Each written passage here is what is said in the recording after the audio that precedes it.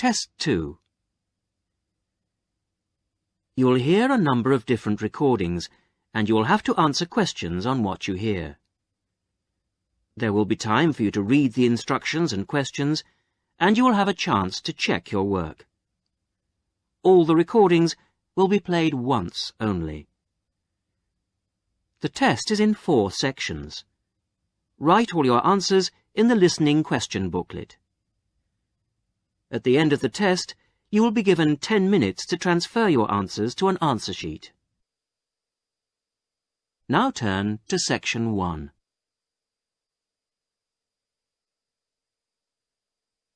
Section 1. You will hear a conversation between the receptionist of a language school and a student who has just arrived for the first morning of his English course. First, you have some time to look at questions 1 to 5.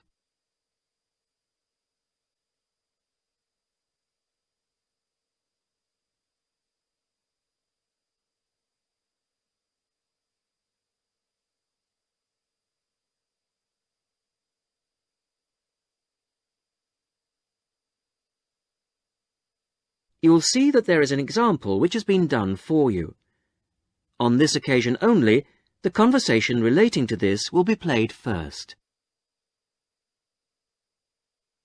Sorry to keep you waiting. Well, firstly, let me give you this booklet.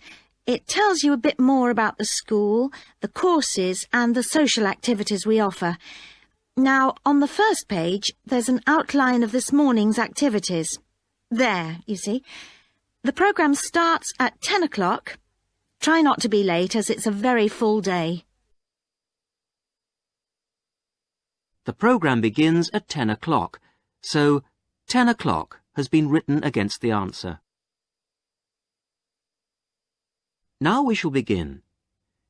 You should answer the questions as you listen, because you will not hear the recording a second time. Listen carefully to the first part of the conversation and answer questions 1 to 5. Sorry to keep you waiting. Well, firstly, let me give you this booklet. It tells you a bit more about the school, the courses and the social activities we offer.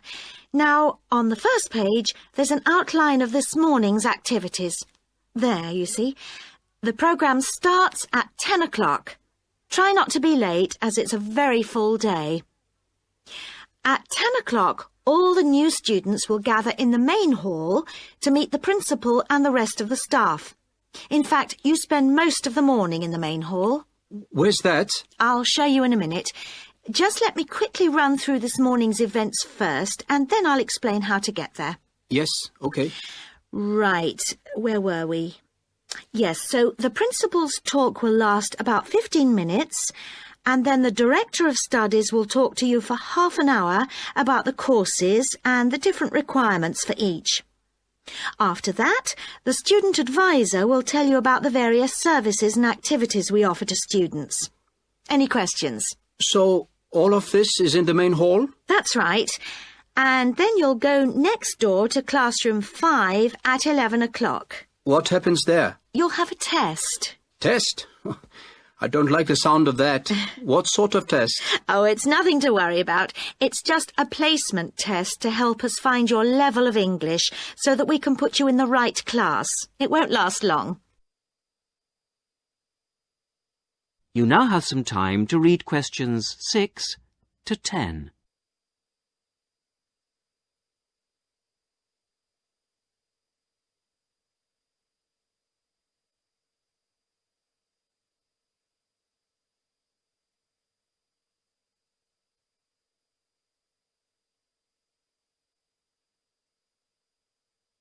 Now listen carefully and answer questions 6 to 10. But how do I find the main hall? Right. If you look on the back of the booklet I gave you, you'll see a map of the school. Let me show you. Look, you came in through the main entrance here, and now we're here at reception. Now, to get to the main hall, you walk on to the end of this corridor in front of you, and then you turn left. Walk along past the language laboratory and then past the library, which is next to the language lab on the same side, and facing you is the main hall at the end of the corridor. You can't miss it. So it's next to the library, in fact. Yes, that's right. I should be able to find that. And do you have a computer laboratory? Yes, we do. Could you tell me where that is? Certainly, yes. You go down to the end of this corridor again, but this time don't turn left, turn right, away from the main hall. The computer lab is immediately on your right, OK? Mm-hmm. And where's the staff room in case I need to find a teacher at some stage? The staff room is near the main entrance, on the left over there, just opposite the reception desk. In a day or two, I'm sure you'll find your way around very easily. Oh, one last thing. Is there a student common room? Oh, yes, I forgot to mention that. It's this area here, very close to where we are now, to the right of the reception desk as you come in the main entrance. There's tea and coffee facilities there. Great. Thank you very much. You're welcome. That is the end of section 1. You will now have half a minute to check your answers.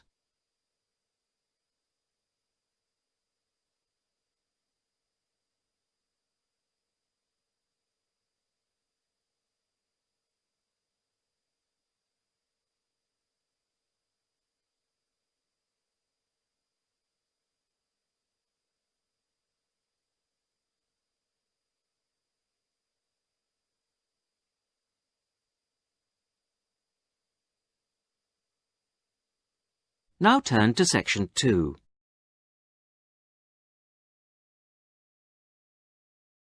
Section 2. You will hear a talk given to new students about a university advisory service. First, you have some time to look at questions 11 to 15.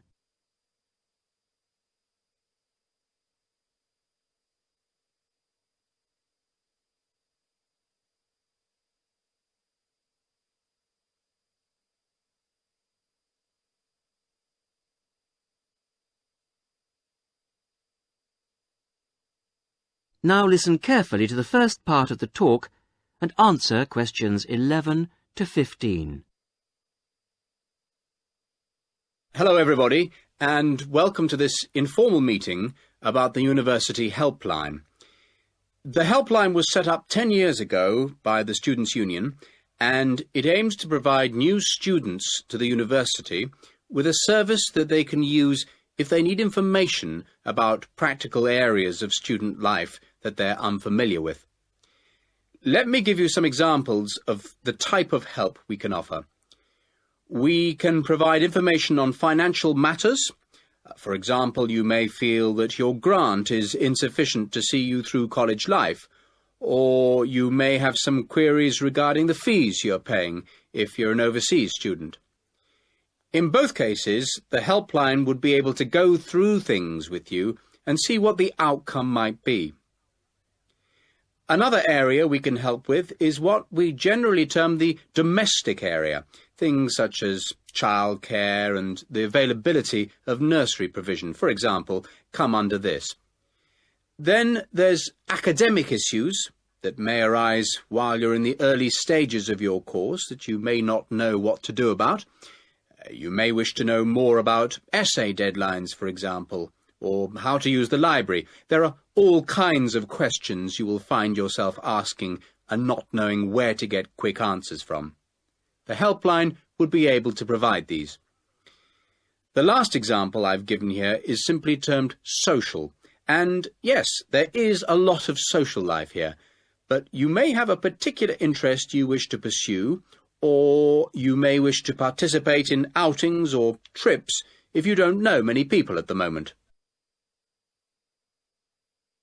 Before you hear the rest of the talk, you have some time to look at questions 16 to 20.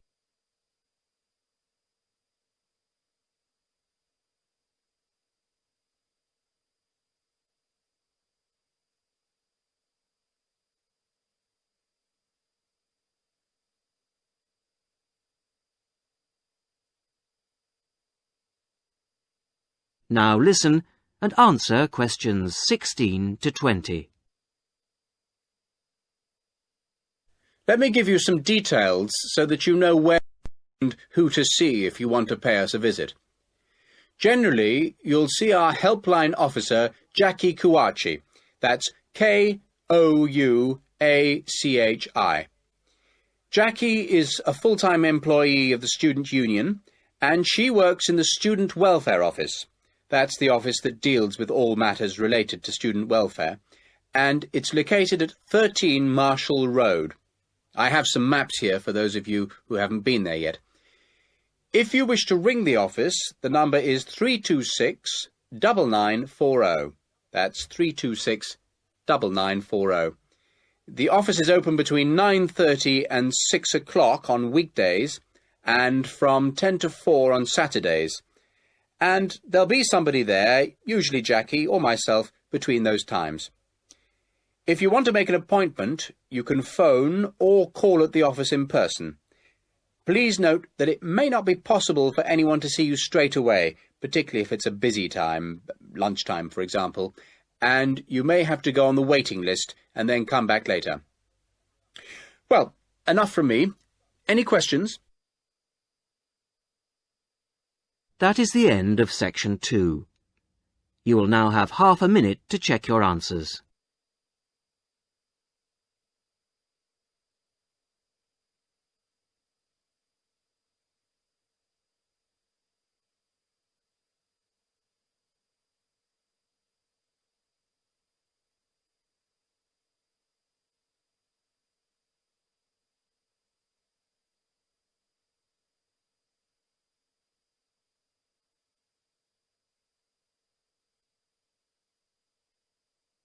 Now turn to Section 3.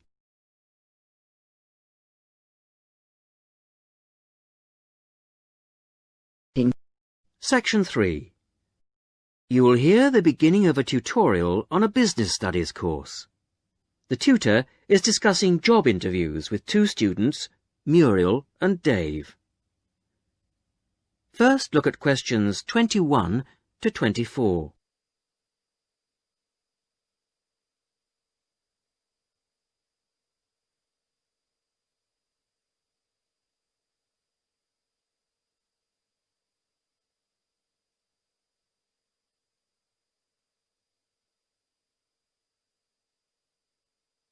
Now listen carefully and answer questions 21 to 24. Good morning. Good morning. Morning. So, we've looked at various aspects of staff selection this term, and I think by now you should be beginning to see how much more there is to it than just putting applicants through a short interview or asking the right questions. Yeah. So, I think you should be ready for today's tutorial on matching the person to the job. We're going to talk today about the importance of choosing that all-round right person.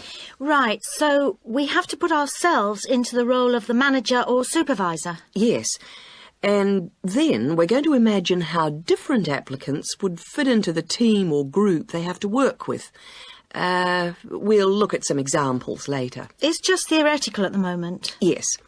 The point is, you can select someone, even a friend, who has all the right qualifications, degrees, certificates, whatever. You can also check that they have a lot of experience, that they've done the sort of tasks that you want them to do in your office already, in a similar environment. But if they start work, and you realise that they just don't get along with everybody else, that, say, they've got sharply contrasting views on how something will work, well, with the best will in the world, you may be backing a loser. Wouldn't it be just a question of company training, though? Not always, particularly in a team situation. And I think it's important to think in terms of that type of working environment. People have to have faith in each other's ability to carry out the task their boss has set them. They have to trust that everyone will do their part of the job. And you can't necessarily train people for this. But it's like trying to find out what someone's personality is like in a job interview. I mean, you just can't do that. even if you try, you won't find out what they're really like until they actually start work. Well, in most interviews, you usually ask candidates questions about their hobbies and what they like doing in their spare time, that sort of thing. So, employers are already involved in the practice of, well, doing part of the task. But it doesn't tell you anything. It doesn't tell you if they're easygoing or hate smokers or whatever. Well, arguably, it does give you a bit of information about an applicant's character. Now look at questions 25 to 30.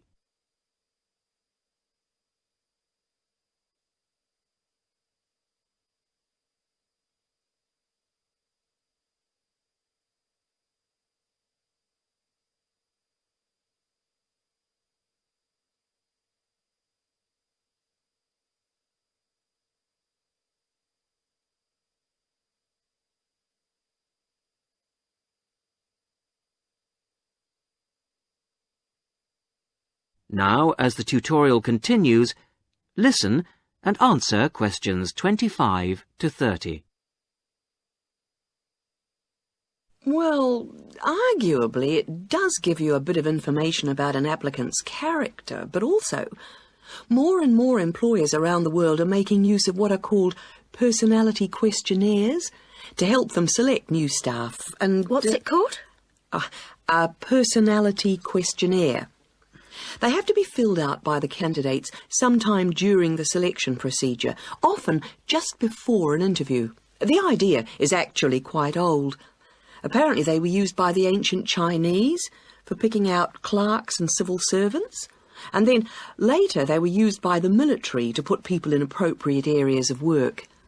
They've gained a lot of ground since then, and there are about 80,000 different tests available now, and almost 2/3 of the large employers use them. Which makes you think that there must be something in them. That's right. They ask the sort of questions that you might expect, like, do you like working under pressure, or are you good at keeping deadlines? And what if people can see through them and just write what they think the employer wants to see? Well, that's always a possibility. I mean, it's human nature to lie, isn't it? Well, that's the point. Apparently it isn't. These tests are compiled by experts, and they believe that the answers can provide a few simple indicators as to roughly the type of person that you are, that people will generally be truthful in that situation. And then you can go some way towards finding out whether someone's, say, forward-looking, a go-ahead type of person, or resistant to change. Yes, and there are all kinds of other methods which can be... That is the end of section 3. You will now have half a minute to check your answers.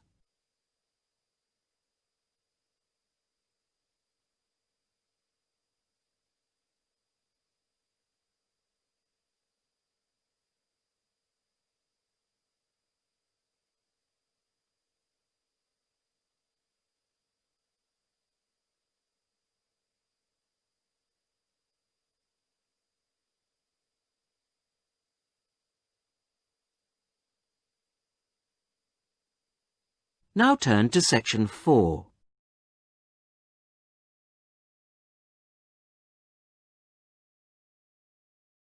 Section 4.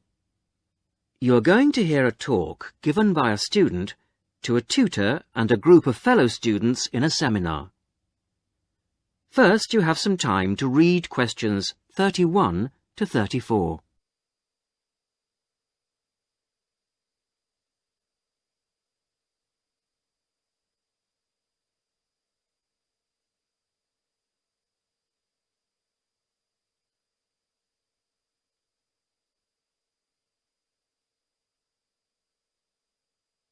Now, as you listen to the beginning of the talk, answer questions 31 to 34. Right. Are we all here? OK. As you know, today Vivian is going to do a presentation on the hat-making project she did with her class during her last teaching practice. So, over to you, Vivian. Thanks. Mr. Yardley has asked me to describe to you the project I did as a student teacher at a secondary school in London. I was at this school for 6 weeks, and I taught a variety of subjects to a class of 14-year-old pupils.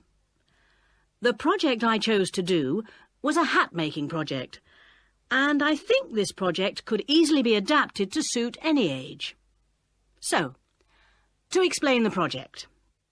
After we'd done the research, we went back to the classroom to make 2 basic hat shapes using rolls of old wallpaper. We each made, first of all, a conical hat by, well, if I show you now, cutting out a circle and then making 1 cut up to the centre and then, overlapping the cut like this.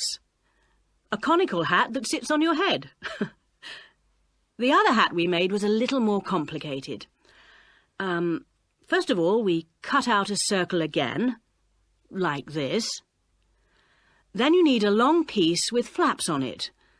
I've already made that bit, which I have here. You bend the flaps over and stick them with glue or Pritt stick to the underside of the circle, like this.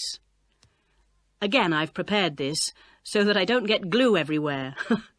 The pupils do, of course, so you need plenty of covers for the table.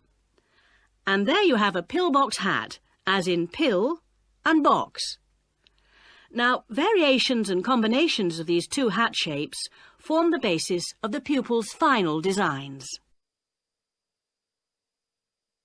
Now you have some time to look at questions 35 to 40.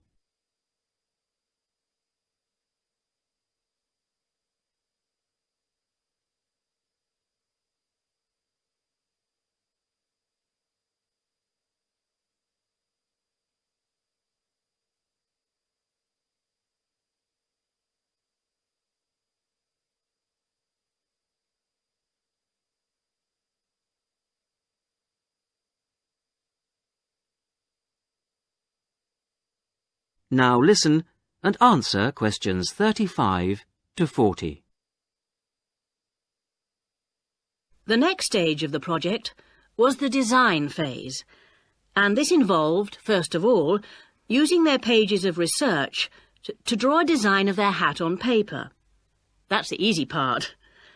They then had to translate their 2-dimensional design into a form to fit their head. I encouraged them to make a small-scale, 3-dimensional hat first, so that they could experiment with how to achieve the form they required. And I imposed certain constraints on them to keep things simple. For example, they had to use paper, not card. Paper is more pliable and easier to handle. They also had to limit their colours to white, grey or brown shades of paper, which reflected the colours of the buildings they were using as a model for their hats. And they had to make sure their glue didn't show. Well, it was very enjoyable. And just to give you an idea of what they produced, I brought along 3 hats to show you. This one here is based on a circular stairway in an old building in London. It uses 3 pillbox hats, one on top of the other.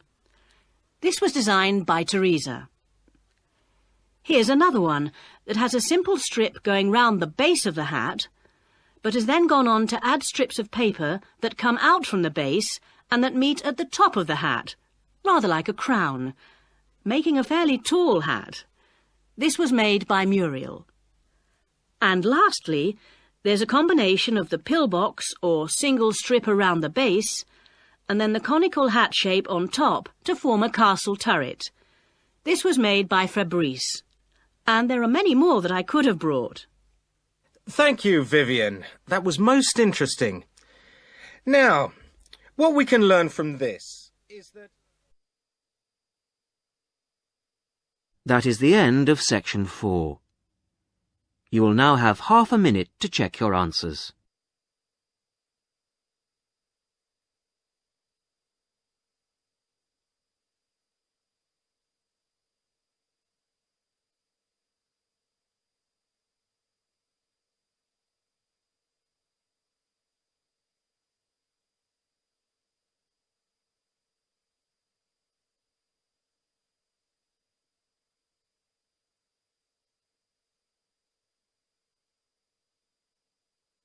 That is the end of the listening test.